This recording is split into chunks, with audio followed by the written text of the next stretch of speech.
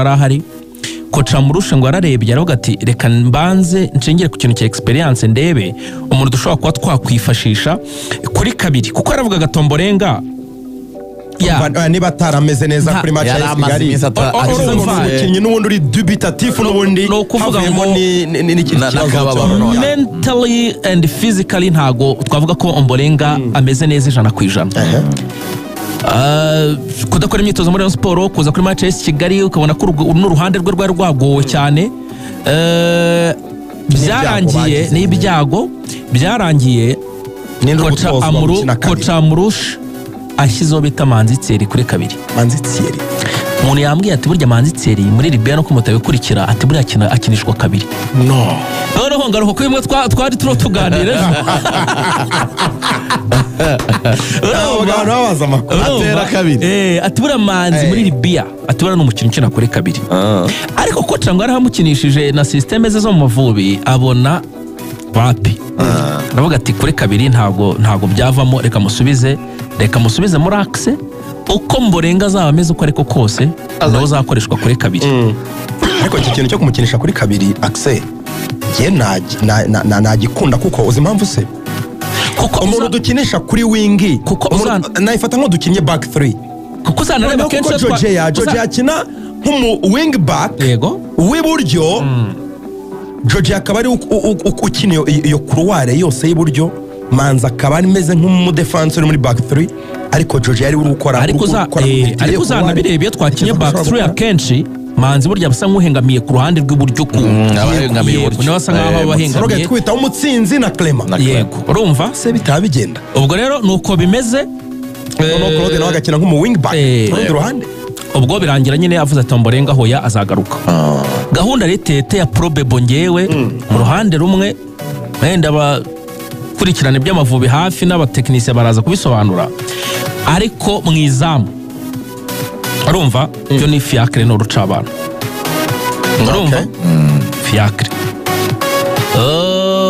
umutima wa defense ubwo Manzi agomba kugarukanamo nanje mutsinzi urumva nyuma ho nta gihinduka Ombolenga na Claude kuri gatatu kuri gatandatu Kapiteni Jihad ku munani Sahabu Samiraza hanze bench Jesus Christ urumva Hakimu Sahabu niyo mukinnyi uri uniform muri group Hakimu Sahabu umunani urumva Aneseti Chum buretse gake genda gake ariko wegenda gake urumva karindwi York 11 ni seti 9 inshuti mu mugongo we Gelete abo nibo inshuti inosa yego mu mugongo we Gelete bafite mediane irimo Sahabu Gelete na Jihad yego noneho abantu bakavuga koca abantu bamwegereye koca abantu koca yamuntu akimara ko imbere ya Nigeria udafite koca Victor Osimhen udafite nimero 6 de Messier umuntu akimara kwimbwira nayirebye shana mvugo waburanyisha noneho umuntu arambwira ati koca ngo approche ze ngo na approche zero offensive koca yavuze ati ngiye abakinnyi mfite nabakinnyi b'ababora mugano babasesenguza bona abantu bazi gukina agapira ku kirere urumva ati niba abakinnyi ati ngiye afite abakinnyi b'abatekinisi bashobora gupasanya bashobora kurusha ikipe yose possession bakagomana umupira urumva akavuga ati kuki mufite ubwoba gushaka gukina mugarira mucunganwa n'agatego kamwe mukakadefanda ati ngiye nashaka gufungura umukino niyo approach ngo yakoca Murushe ariko ngo umuntu witwa ni Seti kuva imyitozo yatangira bakina nyine bakina kwa kundi ikipe ya mbere ni ya kabiri Aniseti ngo ntarabura mu ikipe ya mbere ngo arajya muri concurrence na Samuel Gelete ngo ntarabura mu ikipe ya mbere Aniseti ngo afite forme z'icumi arafata nka numero 11 se cyangwa nka numero ya azamukinisha kuri 11 urumva kuri wing ariko ngo nta n'umuwinga y'umoso tugira burya ufatika Aniseti ngo afite forme ziteye nta wundi muwinga y'umoso tugira umeze neza uri mu byiza Aniseti ngiye numva ariko undi muntu ngo ufite forme zica inkweto n'umuntu witwa Hakim Sahabu nono Sahabu ngo aragiye akora umwitozo abantu bafite ikintu cyitwa Sahabu yarabyibushye abimwe Torsten yamusaba yarakuza ameze neza duel ariyangaja abantu ngo biteye ubwoba yaravuze ati umukinnyi dukinana ukina hagati mu kibuga kuri gatandatu iwacu ari akina muri ya kipe mu Bubiligi muri Beerschot ati ni umuntu urangara cyane ati umutoza namukunda yambwiye ko ngomba kuzajya nza nkakora izo nshingano hagati mu kibuga hanyuma icyo navugaga Lorenzo ni icy'abanyarwanda biteze muri Adela Murusha asanze ikipe yine ritinze ikipe yari ifite ibintu bitatu umutoza Frank Thorsten Spittler yasize twari tumaze kugira ikipe ubona igira confidence igira icyizere itinyuka icyo ni ikintu gikomeye cyane twari tumaze kugira ikipe itsinda igitego buriya Thorsten yaje gufata ikipe nta gitego Amavubi aheruka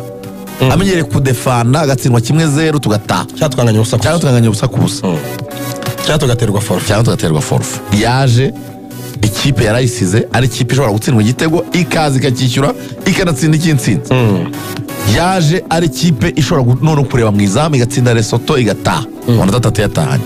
ikindi cya gatatu ni ikipe yari imaze kutumenyereza ko mu rugo habaye nyine mu rugo yego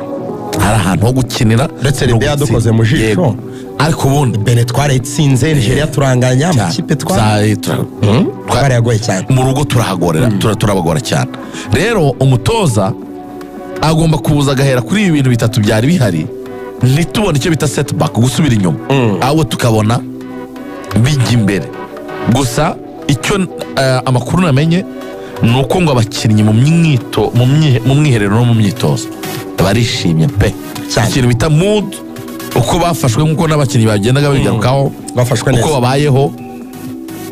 Sainte Famille hariya biryamira muri iriya hoteli nshyashya ngo bameze neza cyane hano mu mujyi spirit iri high imibanire ni bien bafashwe neza anyways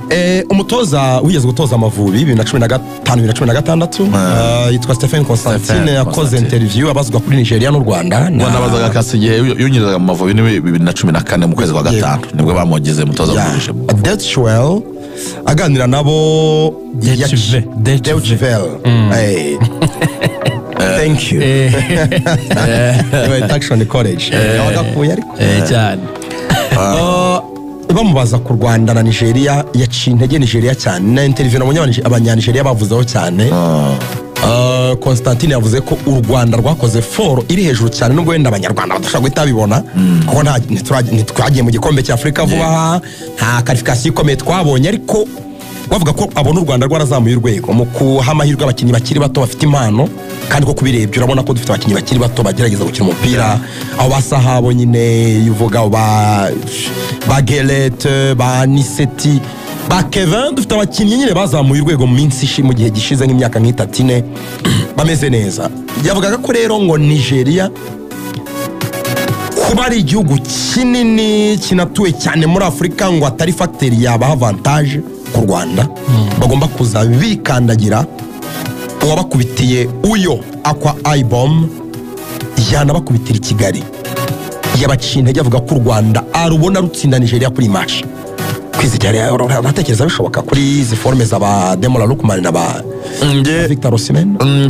nabibona bitandukanye nabyo gusa icyo navugaga tumaze kugira nk'ikipe y'igihugu y'u Rwanda Amavubi nuko mu rugo tugerageza kwitwara neza gutsinda Nigeria ubungubu abantu babonye Nigeria dukina mu gikombe cya Afurika muri qualification z'igikombe cya Afurika tubatsinda match imwe tukanganya imwe abantu bakagira ngo uburemere bw'uyu mukino wo kuwa gatanu burasa n'ubwashize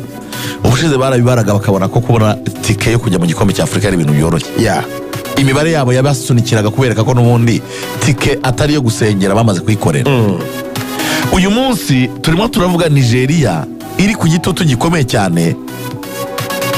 yamaze kuzana umutoza urimo urabyumva ibintu bigomba kuremereza uyu mukino umutoza ni mushya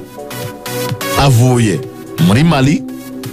ni umutoza w'imyaka 48 y'amavuko ugifite ambition zo kugera ku rwego rwiza afashe ikipe ifite inshingano zo kubona amanota 6 kuri 6 mikino ibiri kugira ngo yizere ko yazamuka ikava ku mwanya wa 5 gutsinda match ya mbere by'umwihariko muri campaign match ya mbere muri campaign ni ikintu gikomeye cyane ni ikipe ifite inyota babaye amanota cyane kurenza andi ma ekipe yose turi kumwe mu itsinda rimwe. Rero urebye ku bushobozi bw'abakinnyi ukareba ku mutoza mushya ugomba kugaragaza nyine ko hari ibyo yahinduye, Simba n'Amavubi afite ijambo rikomeye cyane kuri Nigeria, ariko ubwo bire wa umutima wagukotana dushobora gukurura resulta nziza hano i Kigali bitunguranye. Ariko settlement yakwizigiranye numva ariyo ntabwo turabafavori imbere ya Nigeria, ariko ntabwo ari ubwa mbere twadukuriye resulta nziza imbere y'ikipe twayikuramo rwose. Akari kuri sheri ni nako kari kuri amuroshereka kuko bose ni imikino yabo ya mbere, bose baracyari bashya, baracyakeneye gukonvenka no kwereka ababagiriye icyizere cyo kubaha iyo mirimo ko batabibeshyeho ari abatoza beza. Kutageza tukareba nk'uko wanatangiye unabivuga Lorenzo, urebye imyitwarire y'aba batoza cyane cyane kuri Coach Asher, urebye uko ariho yitwara muri vestiaire ya ekipe ya Nigeria, agerageza no gukora ku kintu cyitwa discipline y'abakinnyi, ni ikintu cyiza, nta kurangara, no kuba concentre, iby'amatelefone by'imbuga nkoranyambaga no gushyira ku ruhande, yakaniye urebye uburyo koca ariho yitwara, urebye uburyo federasiyo imushyigikiye, urebye uburyo abafana bazaza ari benshi, nababwiye ko azaza jet